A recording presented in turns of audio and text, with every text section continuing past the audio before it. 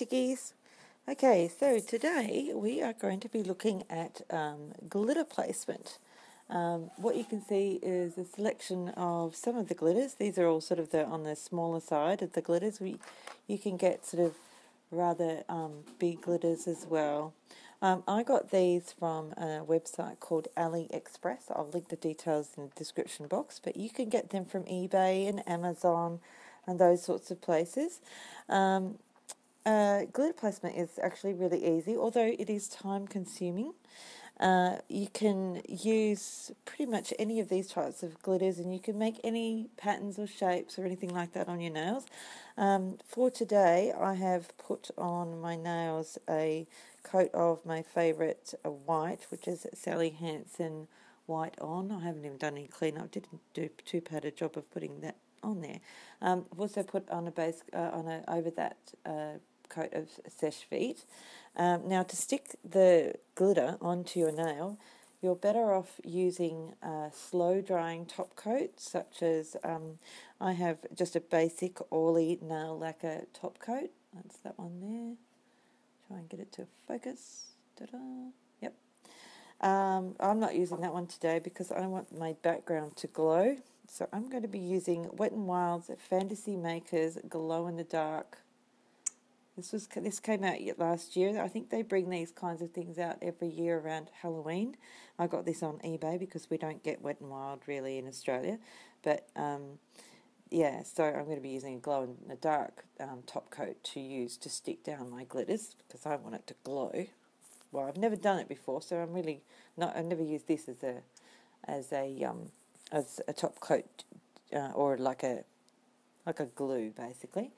So yeah, it is time consuming. You'll need an orange wood stick or the end of a skewer or toothpick or something like that.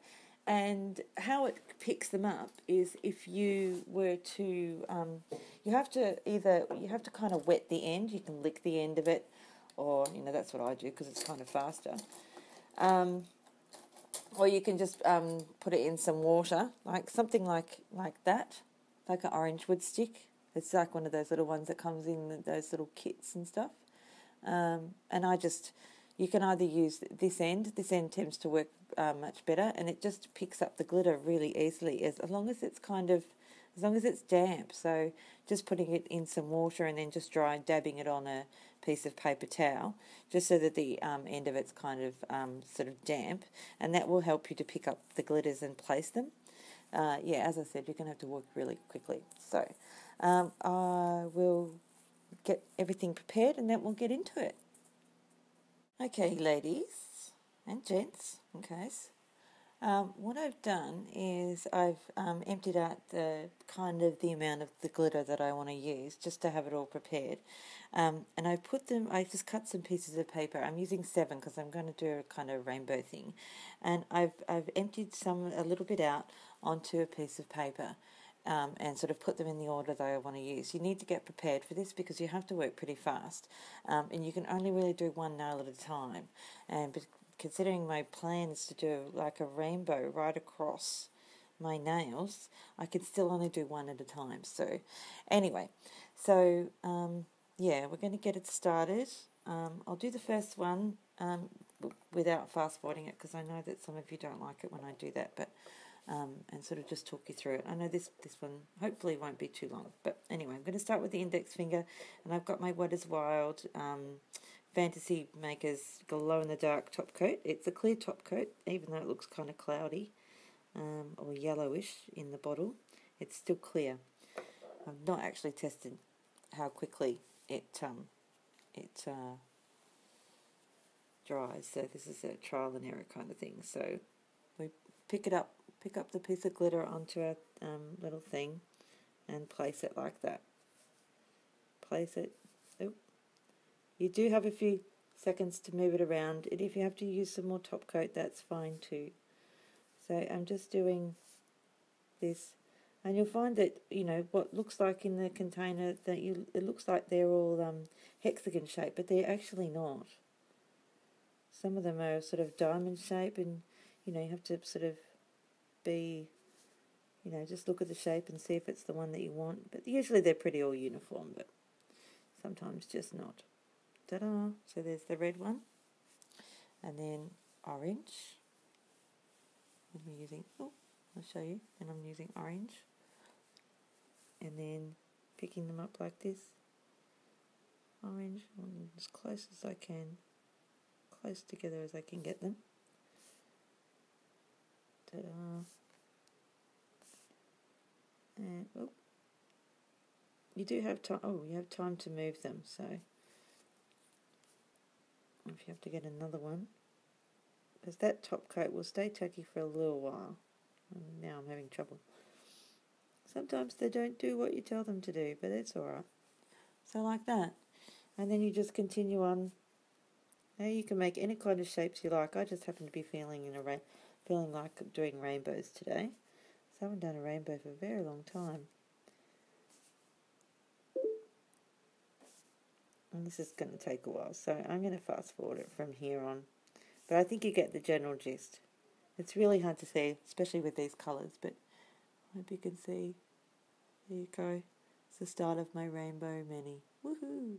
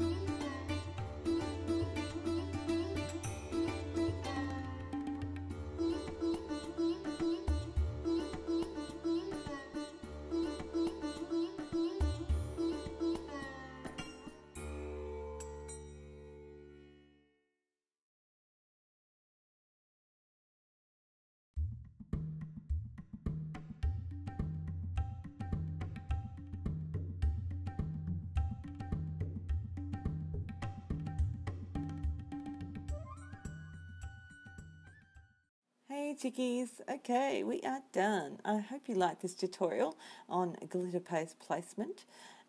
If you did, please give me a thumbs up. Don't forget to subscribe. I will be linking all of the details about all of the glitter that I've got, that I've shown you today, and the top coats and whatnot in the description box.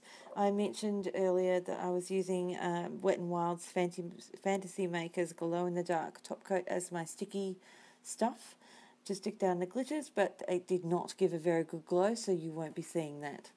It was very disappointing. Anyway, we live and learn. You can find me on Instagram, Twitter and Facebook, all under Oh My Gosh Polish. And thank you very much for watching again, and I'll see you next time. Bye, Chickies.